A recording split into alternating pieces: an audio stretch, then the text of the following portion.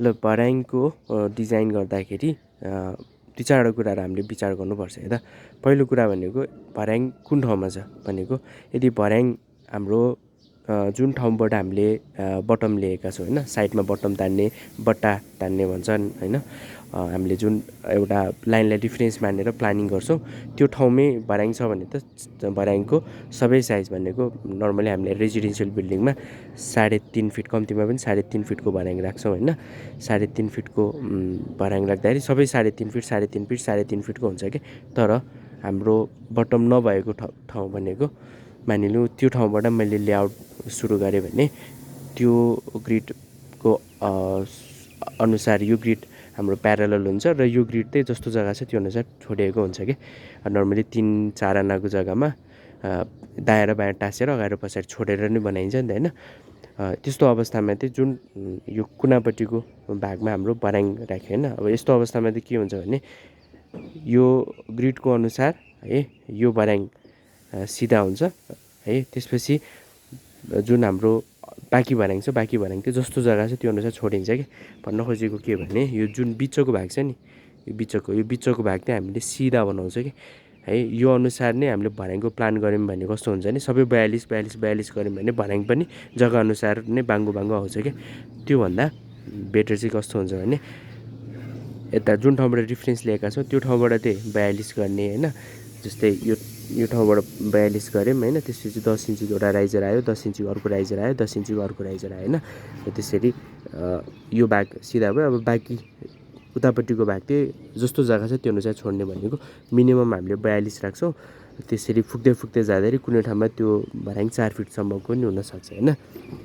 त्यो अनुसार हामीले भर्याङको प्लानिङ गर्छौँ होइन। अब फर्माको काम जुन हाम्रो फर्माको काम गरिएको छ, फर्माको काम गर्दाखेरि हेर्नु त यो जुन ल्यान्डिङपट्टिको पोर्सन सानो छ नि।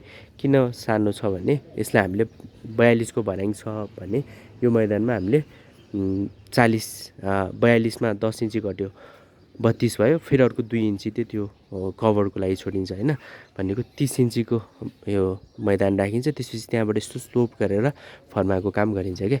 अनि पछि हामीले यो अर्को खुड्किलाको लागि फर्मा राख्दाखेरि चाहिँ त्यो हाम्रो जुन मैदानको भाग छ त्यहाँबाट 12 इन्चीमा यो पहिलो राइजर राख्छौँ। त्यसपछि 10 इन्ची गर्दै यसरी राख्छौँ, किनभने हाम्रो मैदान 10 इन्चीको हुन्छ होइन। अनि राइजरको हाइट चाहिँ हाम्रो बढीमा 7 इन्चीको हुन्छ होइन।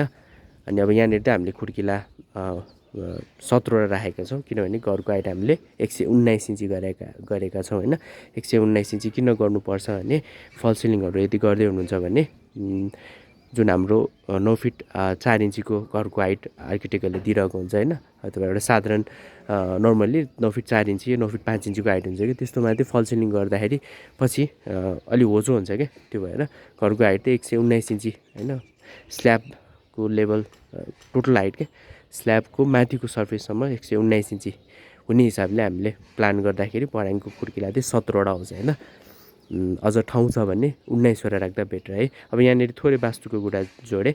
वास्तुले चाहिँ 2ले भाग नहुने भनेको अड नम्बरको भर्याङ हुनुपर्छ भन्छ। त्यो भएर कि 17 गराउने कि 19 गराउने। 19 गराउनु भयो भने राइजर सानो हुन्छ, त्यो भएपछि अलिक बुढाबुढीहरू वृद्धहरूलाई चढ्न होइन, घुँडामा प्रब्लम हुनेहरूलाई चढ्न एक्सेस गर्न अलिक सजिलो हुन्छ। लगभग 7 इन्चीको पनि त्यति नराम्रो चाहिँ हुँदैन, 7 इन्चीको राख्न सक्छौँ है त। त्यसपछि अब अर्को भनेको हाम्रो फर्माको काम गरिहाल्यो होइन। अब यो राइजर आजकल के गरिन्छ भने यो पहिला त्यो वेस्ट स्ल्याब भनेको हाम्रो जुन वेस्ट स्ल्याब हुन्छ, वेस्ट स्ल्याब चाहिँ 6 इन्चीको हुन्छ है त। हामीले कोड पल्टाएर हेऱ्यौँ भने 150 mm हुन्छ है। त्यो भएर 6 इन्चीको ढलान हुन्छ है त हाम्रो भर्याङमा।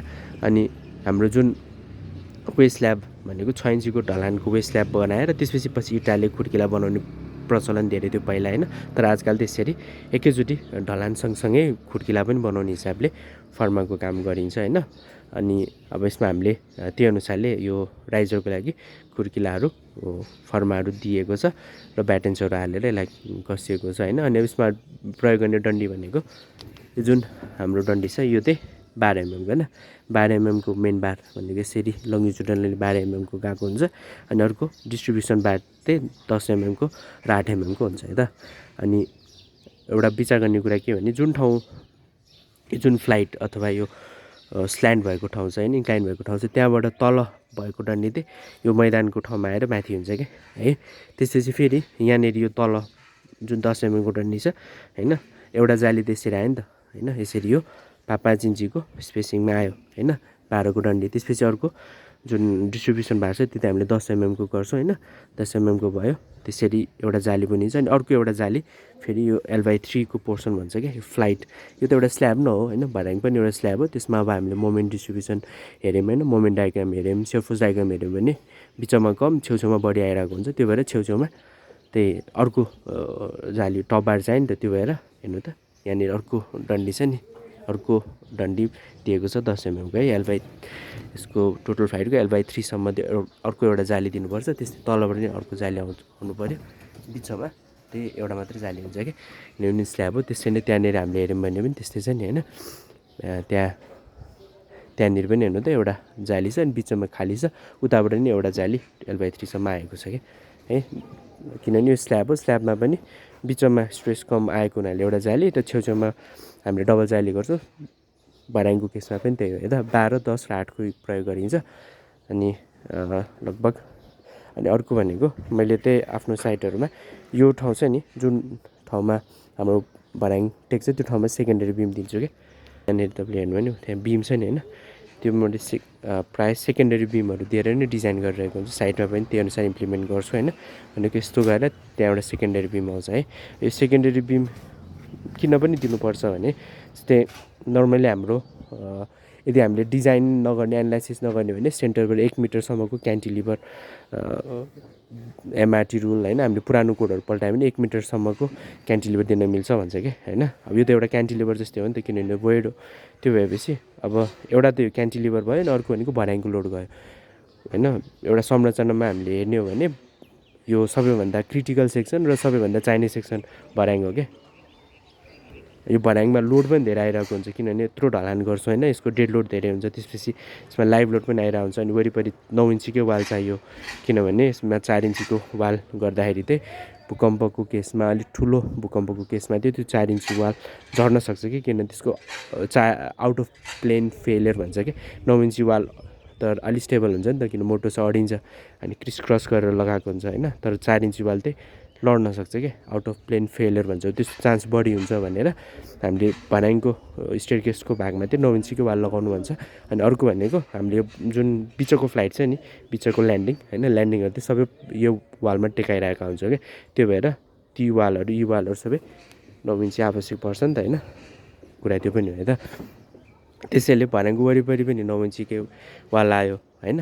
अनि त्यसपछि भर्याङको लोड पनि आयो, त्यो भएर यो भर्याङको अनि फेरि अर्को के हुन्छ नि, यो बिचको फ्लाइट चाहिँ नि, यो बिचको फ्लाइट चाहिँ एक प्रकारले फ्लोटिङ हिसाबमा बसिरहेको हुन्छ क्या। यसलाई एङ्करेज भनेको त्यो हाम्रो वालले एउटा सपोर्ट दिइरहेको हुन्छ र यसको मेन सपोर्ट भनेको यो बिम र तलको बिममा आउने हो। त्यो भएर भर्याङलाई हामीले अलिकति रिसर्च गऱ्यौँ भने भर्याङ धेरै क्रिटिकल हुन्छ।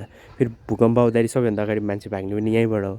त्यो भएर एज ए स्ट्रक्चर इन्जिनियर भर्याङ चाहिँ भरिसक्दो स्टिल सेक्सनको बनाउनु अथवा वुडन प्ल्याङ्क्सहरूको बनाउनु भनिरहेका हुन्छ नि। कारण चाहिँ त्यो हो कि किनभने यो ढलानको भर्याङ धेरै गह्रुङ्गो हुन्छ, भूकम्पमा यो जोखिमयुक्त हो कि।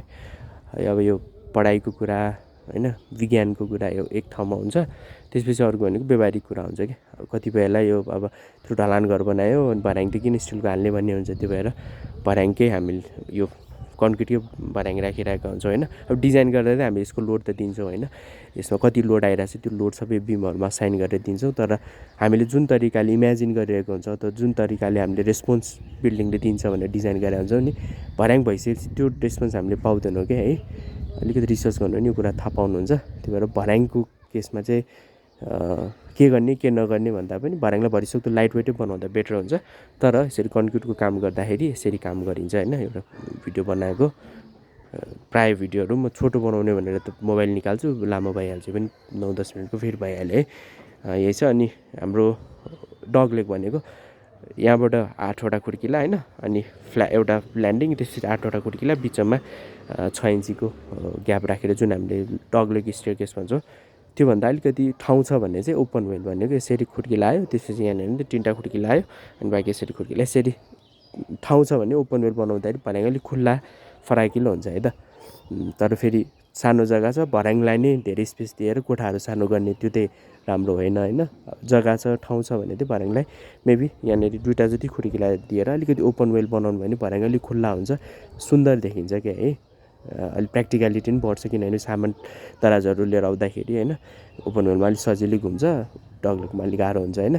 अनि बिचको यदि डगलग गर्दै हुनुहुन्छ भने बिचको जुन ग्याप छ नि, ग्याप चाहिँ कम्तीमा पनि 6 इन्चीको राख्दा बेटर है। किनभने कहिलेकाहीँ हामीले रेलिङ मानिलु भर्याङ मलाई ठुलो अलिकति हेर्दा ठुलो प्रयोग गर्दा ठुलो बनाउनु छ भने मैले रेलिङ बाहिरबाट हाल्न सक्छु नि त होइन।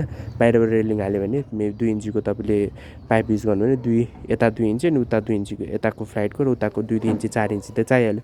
त्यो भएर बिचमा हामीले 6 इन्चीको ग्याप दियौँ भने पछि बाहिरबाट स्टिलको रेलिङ राखेर भर्याङलाई ठुलो गराउने त्यो अप्सन पनि रहन्छ होइन। त्यो भएर डगलेगमा बिचमा ग्याप दिँदा चाहिँ बेटर हुन्छ है। मैले चाहिँ नर्मली भर्याङहरू एउटा भए पनि यहाँ बिचमा दिएर हुन्छ, किनभने 6 इन्चीको त मलाई बिचमा स्पेस चाहिन्छ नि। बरु त्यसलाई म 10 इन्ची गराएर एउटा यहाँ खुड्किला थपिदिन्छु, त्यो सिधा बिचमा 10 इन्ची पनि आयो। अनि त्यहाँ 8वटा अनि बिचमा एउटा गरेर होइन त्यसरी भर्याङको मैले प्लान गरिरहेको हुन्छु क्या है। ल